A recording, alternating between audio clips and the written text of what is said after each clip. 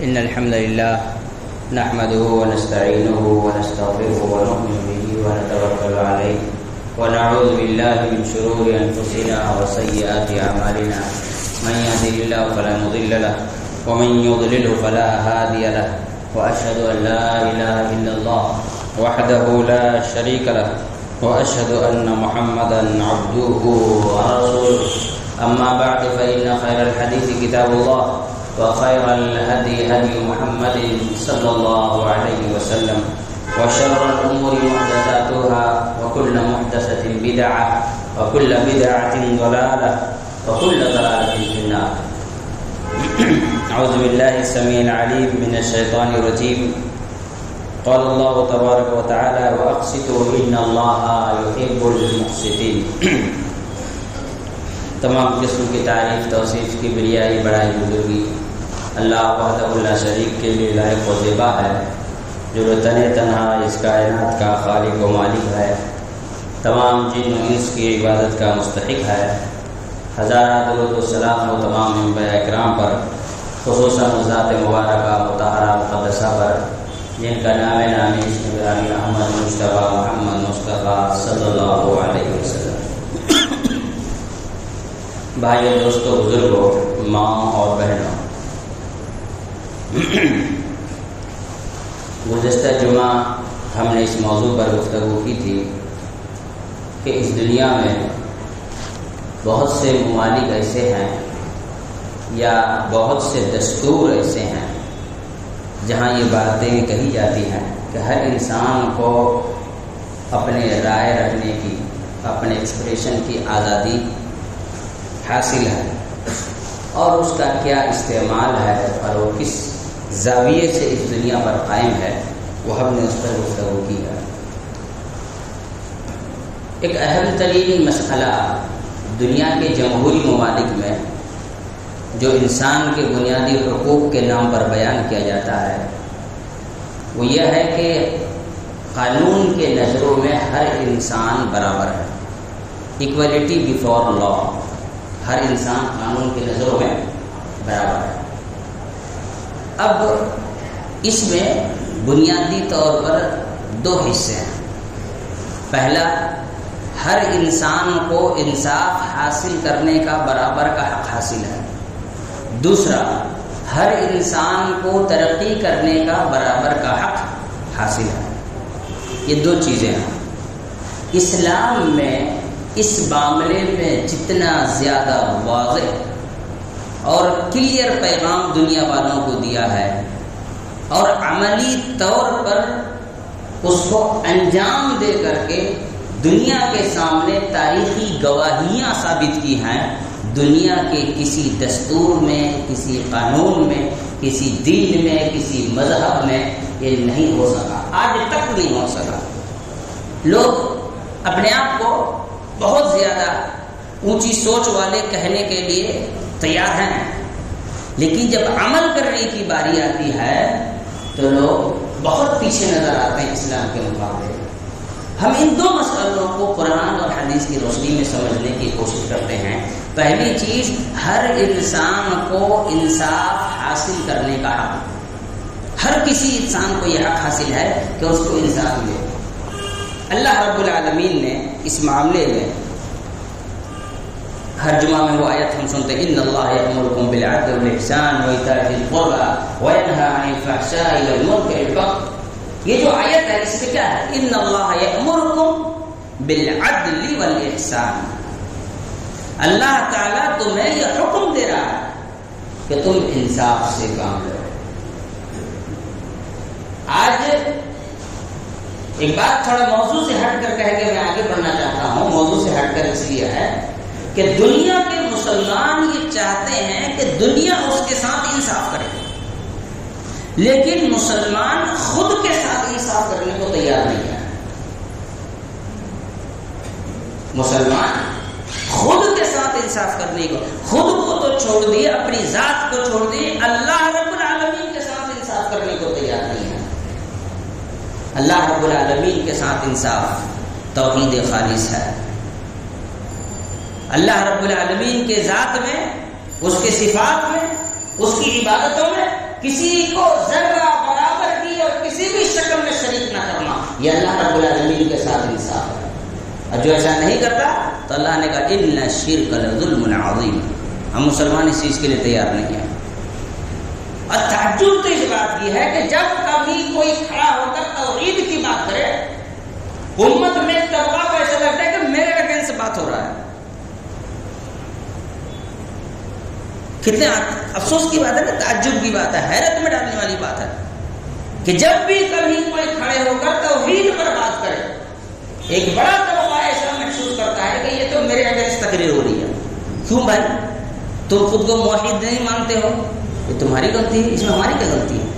ہم تو توحید کی بات کریں، ہم تو اللہ رب العالمین کے حق کی بات کریں۔ نبی کے ساتھ انصاف نہیں کیا، لوگ اس میں لا کر کے بدعات ان کی شریعت میں داخل کر دیا، ماں باپ کے ساتھ، اولاد کے ساتھ، رشتہ داروں کے ساتھ، یعنی انصاف کہیں رہا نہیں۔ اور یہ قوم چاہتی ہے کہ یہ کفار، مشرکین، ملحدین جنہیں استنجا کرنے تک کی توفیق نصیب نہیں، وہ ان کے ساتھ انصاف کریں گے۔ یہ کبھی بھی ممکن نہیں ہے کہ جب تک آپ خود انصاف پر قائم نہ ہو، دنیا آپ کے ساتھ انصاف کرے۔ ابھی میں اس پر زیادہ لمبی گفتگو نہیں کرنا چاہتا، قرآن مجید کی چند آیتیں اور ایک دو باتیں بیان کر کے میں آگے بڑھنا چاہتا ہوں۔ اللہ تعالیٰ نے قرآن مجید میں ایک لمبی آیت میں ارشاد فرمایا، ان اللہ یأمرکم، اللہ رب العالمین تمہیں حکم دیتا ہے۔ اس آیت میں 4 چیزوں کا ذکر ہے۔ دوسرے نمبر پر کیا ہے؟ وَإِذَا حَكَمْتُمْ بَيْنَ النَّاسِ أَن تَحْكُمُوا بِالْعَدْلِ، جب تمہیں دو لوگوں کے درمیان فیصلہ کرنے کا موقع ملے تو تمہارے لیے ضروری ہے کہ تم انصاف کے ساتھ فیصلہ کرو۔ یہ نہ دیکھو کون قریبی ہے کون دور کا ہے۔ نبی کریم صلی اللہ علیہ وسلم فرماتے ہیں اپنی بعض ازواج مطہرات سے گفتگو کے درمیان کہ تم لوگ اپنے مسائل میرے پاس لاتے ہو، تم میں سے ایک انسان دوسرے کے مقابلے میں باتیں بیان کرنے میں، سمجھانے میں، کنونس کرنے میں زیادہ اچھا ہوتا ہے۔ دو آدمی ہر ایک کی کنونسنگ پاور ایک جیسی نہیں ہوتی ہے، ہر کوئی اپنا مسئلہ اتنے اچھے طریقے سے نہیں سمجھا سکتا ہے جتنا دوسرا سمجھا سکتا ہے۔ تو اللہ کے رسول صلی اللہ علیہ وسلم نے کیا فرمایا کہ تم لوگ اپنے مسائل میرے پاس لاتے ہو اور تم میں سے ایک انسان دوسرے کے مقابلے میں اپنی بات بہتر طریقے سے رکھنے کی قابلیت رکھتا ہے۔ تو اب جس کی بات زیادہ اچھے سے سمجھ میں آتی ہے، کنونسنگ لگتی ہے، میں اس کے حق میں فیصلہ کر دیتا ہوں۔ ویسے اس حدیث میں بہت سے مسائل، میں صرف ایک بات بیان کر کے آگے بڑھ رہا ہوں۔ جس کی باتیں مجھے زیادہ اچھی لگتی ہیں یا جس کی باتیں زیادہ سمجھ میں آتی ہیں، میں اس کے حق میں فیصلہ کر دیتا ہوں۔ اگر میرا یہ فیصلہ صحیح نہ ہو، غلط ہو، یعنی حق اس کا تھا لیکن یہ بول نہیں پایا، اس کے اندر بولنے کی صلاحیت زیادہ تھی لیکن وہ حق پر نہیں تھا، میں نے اسے دے دیا، اللہ کے رسول صلی اللہ علیہ وسلم کہتے ہیں میں اسے جہنم کا ٹکڑا کاٹ کر کے دے رہا ہوں، اسے چاہیے کہ اسے نہ لے۔ اگر حاکم کے اندر انصاف کرنے میں چوک ہو جائے تو پھر ایسی صورت میں اسلام یہ کہتا ہے جسے ملا ہے اسے یاد رکھنا چاہیے، وہ جہنم کا ٹکڑا لے کر کے جا رہا ہے۔ اور دوسری پوائنٹ یہ ہے کہ اگر کسی ایک انسان کا حق ہے، نبی صلی اللہ علیہ وسلم کے فیصلے سے بھی وہ دوسرے کا حق نہیں ہو سکتا۔ اسی لیے اللہ کے رسول صلی اللہ علیہ وسلم نے فرمایا اگر میں دوسرے کا حق اسے دے دیتا ہوں تو ایسی صورت اس کو جہنم کا ٹکڑا کاٹ کر کے دے گا۔ کوئی کتنی بھی اونچی عدالت میں چلا جائے، کسی کا حق کسی دوسرے کو دیا جائے، اسلام کہتا ہے یہ قابل قبول نہیں ہے۔ یہ ہے اسلام کے انصاف کا معیار اور اس کا پیمانہ۔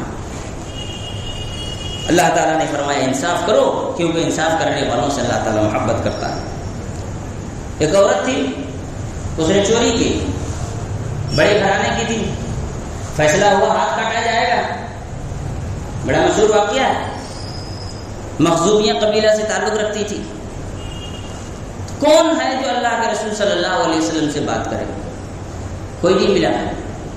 تو اللہ کے رسول صلی اللہ علیہ وسلم کے ایک بڑے چہیتے تھے حضرت زید، ان کو حدیث میں کہا گیا حب رسول اللہ صلی اللہ علیہ وسلم، رسول اللہ صلی اللہ علیہ وسلم کو بڑے چہیتے تھے، منہ بولے بیٹے۔ ان سے کہا گیا کہ جاؤ ذرا تم بات کر کے دیکھو. وہ گئے, اللہ کے رسول صلی اللہ علیہ وسلم سے جیسے ہی بات کی غصے میں آ گئے. کہا اتشفع فی حد من حدود اللہ, تم اللہ کے بنائے نظام کے خلاف تم میرے سامنے سفارش کرنے آئے ہو. پھر مسجد میں سارے لوگوں کو اکٹھا کیا اور وہ تاریخی بات کہی جو دنیا میں کسی حاکم میں یہ استطاعت نہیں کہ کہہ سکے. لو ان فاطمہ بنت محمد سرقت لقطعت یدها, کہ دنیا کے سب سے عظیم ترین انسان کے بیٹے نے بھی چوری کی ہوتی تو انصاف یہی ہے کہ اس کا بھی ہاتھ کاٹ دیا جاتا. حضرت ابوبکر صدیق رضی اللہ تعالی عنہ جب امیر المومنین بنے تو ان کا پہلا خطبہ کیا تھا, اس کو ذرا پڑھیں اٹھا کر کے. بڑی لمبی بات ہے اس میں سے 2 جملوں پر مشتمل ایک قانون حضرت ابوبکر صدیق رضی اللہ تعالی عنہ نے لوگوں کو سنایا کہ تم میں سے ہر انسان جو ظالم ہے میرے سامنے کمزور ہے, جب تک کہ میں اس کے جرم کی سزا اس کو میں نہ دے دوں. اور تم میں سے ہر انسان جو مظلوم ہے, جس کے ساتھ ناانصافی ہوئی ہے, وہ میرے سامنے ایک مضبوط پہاڑ ہے, جب تک کہ میں اس کے مظلومیت کا بدلہ اسے نہ دلا دوں. کیا مطلب ہوا؟ تم ظالم ہو, تم رستم زماں بنتے پھرتے رہو, تم غازی دورہ بن کے گھومتے رہو, کتنے بھی بڑے آدمی ہو سکتے ہو. اگر مجرم ہو تو تم میرے لیے ایک معمولی انسان ہو, جب تک تمہارے جرم کی سزا میں نہ دے دوں تمہاری کوئی حیثیت نہیں میرے سامنے. اور اگر آپ مظلوم ہیں, آپ پر ظلم ہوا ہے, آپ نے ہم سے انصاف کی فریاد کی ہے, تو آپ میرے سامنے احد پہاڑ سے بھی اونچے ہیں. کیونکہ اگر میں آپ کو حقیر سمجھ کے ٹھکرا بھی دیا تو قیامت کے دن میرے پاس کوئی چارہ نہیں کہ آپ میرے گربان کو پکڑیں اور اللہ رب العالمین میرے حق میں فیصلہ سنائے. یہ حضرت ابوبکر صدیق رضی اللہ تعالیٰ عنہ کا وہ تاریخی جملہ تھا جو آج تک دنیا کے کسی بھی حاکم نے دہرانے کی جرأت اور ہمت نہ کر سکا. اسی طرح سے انصاف کی بات تو ہو گئی کہ انصاف ملنا ہر کسی کا حق ہے, ہر کسی کو انصاف ملنا چاہیے.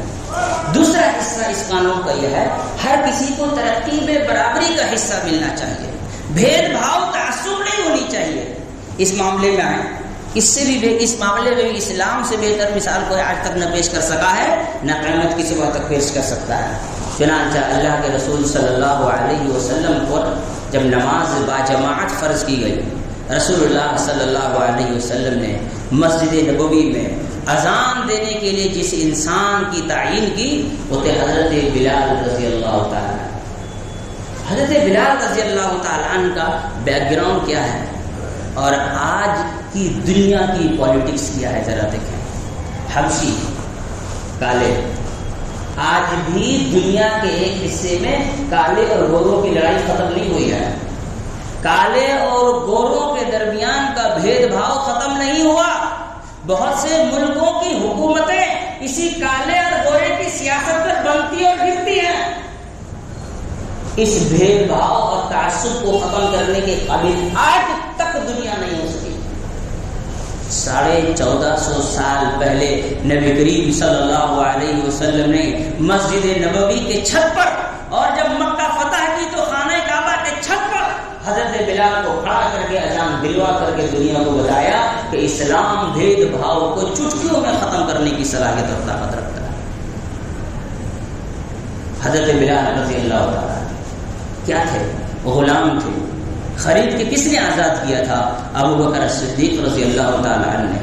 آزاد کردہ غلام, سماجی اعتبار سے کمزور اور کالا ہونے کے اعتبار سے, رنگ و نسل کے اعتبار سے دنیا میں 1400 سال گزر جانے کے باوجود نہ ختم ہونے والی سیاست.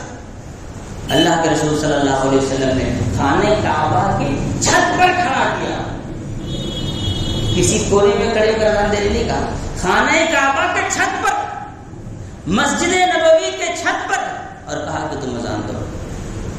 اور وہ اذان جب اللہ اکبر کی اذان سنائی دی تو مسلمانوں کو اس بات کا احساس ہوا کہ اب ہمیں اللہ کے سامنے جھکنے کا حکم مل رہا ہے, ہمیں دوڑ کر کے چلنا چاہیے. جس اذان کو سن کر کے دنیا کا ہر مسلمان, غریب, امیر, مالدار, فقیر, سب کو یہ اعلان ہوتا ہے کہ آؤ تم قیامت کے سامنے حاضر ہونا ہے، اب تمہارے لیے کوئی دوسرا کام کرنا جائز نہیں رہا۔ اور اسی پکار اور اسی آواز کو سن کے ہر انسان مسجد میں آتا ہے۔ اس کے بعد یہ تو رسول اللہ صلی اللہ علیہ وسلم کے زمانے کی بات ہو گئی۔ ابھی ریسنٹلی ایک بہت بڑا واقعہ میں آپ کو بتاتا ہوں، بہت سارے لوگ جانتے ہوں گے۔ یو پی میں ایک جگہ ہے مئو، جو کبھی اعظم گڑھ کا حصہ ہوا کرتا تھا۔ وہاں ایک نوجوان لڑکا تھا، نام تھا بانکے رام، ہندو بانکے رام، ہے نا؟ بہت سارے لوگ سمجھ گئے ہوں گے میں کون سا واقعہ بتانا چاہتا ہوں۔ ہندو لڑکا بانکے رام، اللہ نے اسے توفیق دی، وہ مسلمان ہوا۔ مسلمان ہو کر کے ہندوستان کے ایک مدرسے میں جا کر کے پڑھائی کی۔ وہاں جا کر کے اس نے عالمیت و فضیلت کی، عالم بنا۔ وہاں سے وہ مدینہ یونیورسٹی گیا، وہاں اس نے تعلیم حاصل کی۔ وہاں سے وہ مصر گیا، ازہر یونیورسٹی میں PhD کی۔ اس کے بعد جو بات ہوئی اسے سنو، وہ واپس لوٹا، مسجد نبوی میں درس دینا شروع کیا۔ اس کے بعد کی بات سنو، جامعہ اسلامیہ مدینہ منورہ میں فیکلٹی آف حدیث کا ڈین بنا اور مدینہ میں انتقال کیا۔ اتنا اونچا مقام ایک انسان کو جو ہندوستانی تھا، ایک انسان کو جو پیدائشی مسلمان نہیں تھا، یہ پیدائشی تو مسلمان ہوتے ہیں ہر کوئی، جو اسلام میں پیدا تو ہوا لیکن ماں باپ نے اس کو اسلام سے دور کر دیا۔ کوئی دین، کوئی مذہب ایسا دستور یا ایسا نظام یا ایک ایسی تاریخی گواہی اور شواہد لا کر کے دکھایا کہ صرف مسلمان ہو کر کے ایک اچھا مسلمان بن کر کے نہیں جیا، دنیا کے سب سے عظیم مسلمانوں کی یونیورسٹی، اسلامک یونیورسٹی آف مدینہ منورہ کا فیکلٹی آف حدیث کا اس کو ڈین بنایا گیا۔ ڈاکٹر ضیاء الرحمن العازمی کے نام سے مشہور ہے۔ پیدائشی نام رکھا تھا ماں باپ نے بانکے رام۔ انہوں نے ایک لمبی حدیث کی کتاب لکھی جس میں تقریباً سبھی صحیح حدیثوں کو اکٹھا کر دیا ہے۔ الجامع الصحیح الکامل الشامل، اس طرح کتاب کا نام ہے۔ اب سوچئے، یہ ہے اسلام جس میں ہر انسان کو ترقی کرنے کا موقع، ایکویلٹی بیفور لا، ہر انسان کو شریعت نے اپنے نظروں میں برابر دیکھا ہے۔ دنیا کا کتنا بھی بڑا اداروادی کہہ لے، پروگریسو کہہ لے، ترقی یافتہ کہہ لے، تعلیم یافتہ کہہ لے، سمجھدار کہہ لے، کتنا بھی بڑا ملک کہہ لے، اپنے آپ کو سپر پاور کہہ لے، اس جیسی ایک مثال دنیا والوں کے سامنے رکھنے سے آج تک قاصر رہی ہے، کامیاب نہیں ہو سکا۔ میرے بھائیو، میرے دوستوں، میرے بزرگوں، اللہ کے رسول صلی اللہ علیہ وسلم کی یہ تعلیمات اور یہ ہے اسلام کی خوبصورتی۔ پھر جب انسان کے بنیادی حقوق کی بات کی جاتی ہے تو ایسی صورت میں آپ کو، ہم لوگ بچپن میں پڑھے کلاس 3 میں، انسان کا بنیادی حق کیا ہے؟ روٹی کپڑا مکان، یہی نہ پڑھے کتابوں میں؟ روٹی کپڑا مکان ہر مسلمان کا بنیادی حق، ہر انسان کا بنیادی حق۔ اللہ کے رسول صلی اللہ علیہ وسلم نے یہ بات 1400 سال پہلے دنیا کو سمجھایا ہے۔ یہ اسلامی سیاست کا بھی حصہ کہہ لیجئے، اسلام کے نظام اخلاق کا بھی حصہ کہہ لیجئے، اسلام کا حکومتی طرز دستور بھی کہہ لیجئے، سب کچھ آپ کہہ سکتے ہیں۔ ہجرت کر کے لوگ مکہ سے مدینہ آئے، رسول اللہ صلی اللہ علیہ وسلم نے کیا کیا؟ بھائی چارہ کروایا صحابہ کرام کے درمیان، مواخات ہوا، روٹی کپڑا مکان بنیادی طور پر اسے حل کرو۔ صحابہ کرام نے اپنے اپنے گھر دیے، اپنے اپنے کپڑے دیے، اپنا اپنا کھانا بانٹ کر کے دیا۔ اور ایسا نہیں تھا نا کہ سب کے پاس کروڑوں روپے ہوتے تھے۔ حضرت عائشہ رضی اللہ تعالی عنہ کے قول کے مطابق جب تک خیبر فتح نہیں ہوئی پیٹ بھر کے کھانا نہیں ملتا تھا، تو کبھی کسی کے یہاں کھانا ہوتا تھا، کبھی کسی کے یہاں کھانا نہیں ہوتا تھا۔ انسان بھوکا نہ رہے اس کے لیے ایک نہیں 2500 حدیثیں اور کئی آیتیں اللہ رب العالمین نے قرآن مجید میں رسول اللہ صلی اللہ علیہ وسلم نے حدیث مبارکہ میں بیان کیا۔ چنانچہ اللہ کے رسول صلی اللہ علیہ وسلم فرماتے ہیں: افشوا السلام وصلوا الارحام واطعموا الطعام وصلوا باللیل والناس نیام تدخلوا الجنة بسلام۔ سلام کرو، رشتوں کو مضبوط بناؤ، واطعموا الطعام لوگوں کو کھانے کھلاؤ، وصلوا باللیل والناس نیام، لوگ سو جائیں تو تہجد کا اہتمام کیا کرو. تدخلوا الجنۃ بسلام، سلامتی کے ساتھ تم جنت میں داخل ہو جاؤ. اللہ رب العالمین نے اسی طرح اللہ کے رسول صلی اللہ علیہ وسلم نے فرمایا من کان یؤمن باللہ والیوم الآخر فلیکرم ضیفہ. کوئی آدمی اگر یہ دعویٰ کرتا ہے جو اللہ پر آخرت پر ایمان رکھتا ہے، اسے چاہیے کہ اپنے مہمانوں کے ساتھ بہترین سلوک کرے، اسے کھانے کھلائے، بٹھا کر کے پانی پلا کر کے نہ بھیج دے، گھر میں کھانا ہو تو ضرور کھلائے، کھانا کھلائے. ایک آدمی رسول اللہ صلی اللہ علیہ وسلم کے پاس آیا، بڑا بھوکا تھا. رسول اللہ صلی اللہ علیہ وسلم نے کہا میرے گھر میں کھانا نہیں ہے، کون ہے جو میرے مہمان کو کھانا کھلائے گا؟ ایک صحابی اپنے گھر لے گئے، کھانا ایک آدمی کا، بچوں کو سلایا گیا. بڑا مشہور واقعہ ہے، نہ بیوی کھائی، نہ وہ خود کھائے، نہ بچوں کو کھلایا، مہمان کو کھلایا. یہ ترغیب تھی تاکہ کوئی انسان بھوکا نہ سوئے. آج دنیا کے بڑے بڑے ملکوں میں، دنیا کی چوتھی اکانومی، کوئی کہتا ہے دوسری اکانومی، ہندوستان کو کہتے ہیں، کتنی آبادی جو بھوکی سوتی ہے، کوئی حساب ہی نہیں ہے. رسول اللہ صلی اللہ علیہ وسلم کے دور کے مدنی زندگی کے لوگوں کے معاشی حالت کی اور آج کے لوگوں کے معاشی حالت کی. لیکن اللہ کے رسول صلی اللہ علیہ وسلم نے کیا کہا؟ رسول اللہ صلی اللہ علیہ وسلم نے فرمایا طعام الاثنین کافی الثلاثہ، دو آدمی کا کھانا تین کے لیے کافی ہوگا، مل بانٹ کر کے کھاؤ، اکیلے کھا کے پیٹ بھر کے مت سو، دوسرے کو بھوکا نہ سلاؤ. وطعام الثلاثہ کافی الاربعہ، اور تین آدمی کا کھانا چار آدمی کے لیے کافی ہوتا ہے. اللہ رب العالمین نے فرمایا وَيُطْعِمُونَ الطَّعَامَ عَلَىٰ حُبِّهِ مِسْكِينًا وَيَتِيمًا وَأَسِيرًا إِنَّمَا نُطْعِمُكُمْ لِوَجْهِ اللَّهِ لَا نُرِيدُ مِنكُمْ جَزَاءً وَلَا شُكُورًا. یہ مومنین کی صفت ہے، جنتیوں کی صفت ہے. یتیموں، غریبوں، مسکینوں، قیدیوں تک کو کھانا کھلاتے ہیں، اور وہ کہتے ہیں ہم تم سے شکریہ لینے کے لیے یا تم سے کوئی پیسہ لینے کے لیے نہیں کھلائے ہیں، ہم نے کوئی ہوٹل نہیں کھول کے رکھا ہے. انما نطعمکم لوجہ اللہ، ہم صرف اللہ رب العالمین کو راضی کرنے کے لیے تمہیں کھانا کھلا رہے ہیں.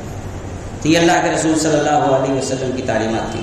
وہیں پر اللہ رب العالمین نے جہنمیوں کے بارے میں کیا کہا؟ وَلَا يَحُضُّ عَلَىٰ طَعَامِ الْمِسْكِينِ. جہنم میں کیوں آئے بھائی؟ تو کہیں گے کہ ہم غریبوں مسکینوں کو کھانا کھلانے پر دوسروں کو نہیں ابھارا کرتے تھے. غریبوں کو، مسکینوں کو، محتاجوں کو کھانا کھلاؤ. ہمارے یہاں پر بنگلہ زبان میں کہتے ہیں، ایک مقولہ ہے، جس کے سر میں تیل ہے لوگ اسی کو تیل بیچ رہے ہیں، ہے نا. جو کھایا ہوا ہے اسی کو کھلا رہے ہیں، جو بھوکا ہے اسے کوئی کھلانے کو تیار نہیں ہے. آپ کے گھر میں پورے مہینے میں کتنے فقیر کھانا کھانے کے لیے آئے ہیں اور کتنے ایسے لوگ کھانے کھانے کے لیے آئے ہیں تو ان کے پاس کئی مہینے کا راشن اسٹاک ہوگا. آپ خود ہی حساب لگا لیجیے. مولوی صاحب میرے گھر میں آج کھانا پکا، آئیے گا کھانے کے لیے. مولوی صاحب بولتے نہیں میرے ٹفن کا کھانا خراب ہو جائے گا. ٹھیک ہے کسی کو کھلا دیجیے گا لیکن آپ آئیے گا ضرور. کیوں؟ آپ کسی غریب کو نہیں لے جا سکتے. ایک آدمی کا کھانا برباد ہو چلے گا لیکن غریب کو نہیں کھلانا. آپ کو کھلاؤ غریب کو، ضروری ہے مولوی صاحب ہی کھائیں. ہمارے سماج کا یہ حال ہے، یعنی جس کے سر میں تیل ہے اسی کو تیل بیچ رہا آدمی. جو بیچارہ سوکھا پڑا ہے اس کو کوئی تیل بیچنے کو تیار نہیں، کوئی تیل دینے کو تیار نہیں ہے. تو یہ ہمارے سماج کا حال ہے. اسی لیے انسان کو چاہیے کہ انسان اس معاملے میں بھی اپنے آپ کو سدھارے، اپنی اصلاح کرے. آخری بات جو اس موضوع پر بتا رہا ہوں، اسلام نے ایک اور چیز کی حفاظت کے لیے انسان کو حکم دیا. انسان کی بنیادی حق یہ بھی ہے جو دنیا کے کسی دستور میں نہیں ہے، وہ ہے نسلوں کی حفاظت. دنیا کے کسی دستور میں، کسی قانون میں، کسی ملک میں اور کسی جمہوری ملک میں تو ہو ہی نہیں سکتا کہ یہ قانون پاس ہو جائے. وہ ہے نسلوں کی حفاظت. نسلوں کی حفاظت کیسے ہوگی؟ اللہ رب العالمین نے فرمایا وَلَا تَقْرَبُوا الزِّنَا إِنَّهُ كَانَ فَاحِشَةً وَسَاءَ سَبِيلًا. خبردار زنا کے قریب گھسنے کی کوشش نہ کرنا. زنا کرنا تو چھوڑو، قریب تک جانے کی کوشش نہ کرنا. یعنی وہ کام جو زنا پر تمہارے ان چیزوں سے بھی پرہیز کرو. إِنَّهُ كَانَ فَاحِشَةً، یہ بڑا گھٹیا کام ہے. وَسَاءَ سَبِيلًا، بہت برا راستہ ہے. یہ راستہ تمہیں جہنم تک گھسیٹ کر لے کے جائے گا. نسلوں کی حفاظت. زنا سے نسلیں خراب ہوتی ہیں، زنا سے نسلیں خراب ہوتی ہیں. اب تو دنیا میں قانونیں بن رہی ہیں اس سلسلے میں بہت ساری. میں اس قانون کی بات نہیں کرنا چاہتا. خاص طور پہ غیر شادی شدہ انسان زنا کرے تو اسلام نے کہا سب کوڑی مارو، اور شادی شدہ ہے تو رجم ہی کر دو. تاکہ نسلوں کے بگڑنے کی اور نسلوں کے خراب ہونے کی گنجائش ہی مل جائے۔ اب ہمارے یہاں پہ کیا ہے، دنیا بھر کے خاص کر کے جمہوری ملک ہے، یہ جمہوریت ایک مائنس پوائنٹ ہے۔ جمہوری ممالک کے ذمہ داروں کو اس بات پر دھیان دینا چاہیے کہ نسلوں کی حفاظت یہ انسان کی بنیادی حق ہے کہ میرے گھر میں پلنے والا اولاد میرے ہی ہونا چاہیے۔ کیا ہے، قانون بنا دیا، کسی کی بیوی کسی مرد کو اگر چاہتی ہو، دونوں راضی ہو، دونوں اگر زنا کرے تو شوہر کو حق نہیں ہے کہ اس کو روکے۔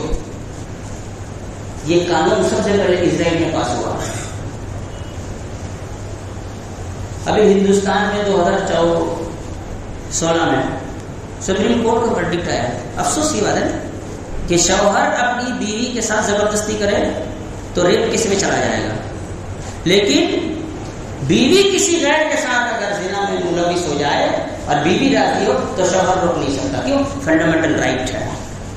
یہ فنڈامنٹل رائٹ نہیں، دنیا میں رائٹ لگانے والا کام ہے، انسان کو سمجھنا ہے۔ یہ ایک ایسا پوائنٹ ہے جو اسلام کے علاوہ دوسرے کسی بھی مذہب میں آپ جائیے، اتنی سختی۔ ایک بات یاد رکھیں، کسی بھی دین میں کسی بھی مذہب میں زنا کو اچھا نہیں مانا ہے، لیکن جو سختی سزا کے طور پر اسلام نے دی ہے کسی دوسرے مذہب میں نہیں ہے، اور یہ اسی لیے ہے تاکہ نسلوں کی حفاظت ہو سکے۔ نسلوں کی حفاظت دیکھیں، عربوں کے یہاں پہ نا گھوڑوں کے نسلوں تک کی حفاظت ہوتی تھی، گھوڑوں کے نسلوں کی حفاظت ہوتی تھی۔ یہ نہیں ہے کہ یہ گھوڑا ایک نسل کا ہے تو دوسرا نسل اس میں مکس ہو جائے، وہاں پہ گھوڑوں کی نسلیں بھی مکس نہیں ہوتی تھی۔ یہاں پہ انسانوں کی نسلیں آج کی تاریخ میں کچھ سمجھ نہیں آتا کہاں سے کہاں چلا گیا ہے۔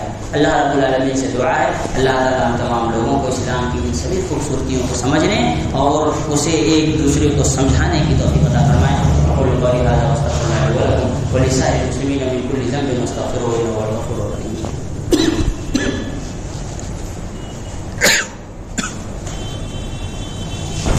إن الحمد لله نحمده ونستعينه ونستغفره ونؤمن به ونتوكل عليه ونعوذ بالله من شرور أنفسنا وسيئات أعمالنا من يهده الله فلا مضل له ومن يضلل فلا هادي له وأشهد أن لا إله إلا الله وحده لا شريك له وأشهد أن محمدا عبده ورسوله أما بعد فإن خير الحديث كتاب الله وخير الهدي هدي محمد صلى الله عليه وسلم وشر الأمور محدثاتها وكل محدثة بدعة وكل بدعة ضلالة وكل ضلالة في النار۔ أعوذ بالله السميع العليم من الشيطان الرجيم إن الله وملائكته يصلون على النبي يا أيها الذين آمنوا صلوا عليه وسلموا تسليما اللهم صل على محمد وعلى آل محمد كما صليت على إبراهيم وعلى آل إبراهيم إنك حميد مجيد اللهم بارك على محمد وعلى آل محمد كما باركت على إبراهيم وعلى آل إبراهيم إنك حميد مجيد۔ عباد الله رحمكم الله إن الله يأمر بالعدل والإحسان وإيتاء ذي القربى وينهى عن الفحشاء والمنكر والبغي يعظكم لعلكم تذكرون اذكروا الله يذكركم وادعوه يستجب لكم ولذكر الله تعالى أعلى وأولى وأجل وأتم وأكبر والله يعلم ما تصنعون۔